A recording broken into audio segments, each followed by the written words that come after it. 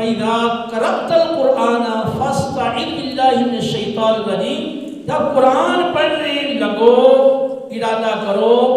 تو شیطان مردود کے شر سے بچنے کے لیے اللہ کی پناہ طلب کر لیا کرو۔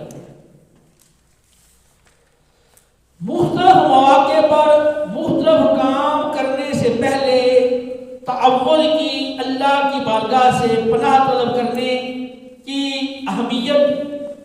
بتائی گئی ہے اور اس کا حکم دیا گیا ہے اور اس پر زور دیا گیا ہے۔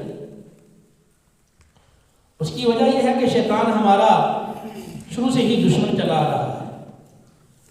اور وہ ہم اچھا کام بھی کرتے ہیں تو وہ بیچ میں کوئی رکاوٹ کھڑی کرتا ہے اور اس اچھے کام کا بھی رخ دوسری طرف بدلنے کی کوشش کرتا ہے۔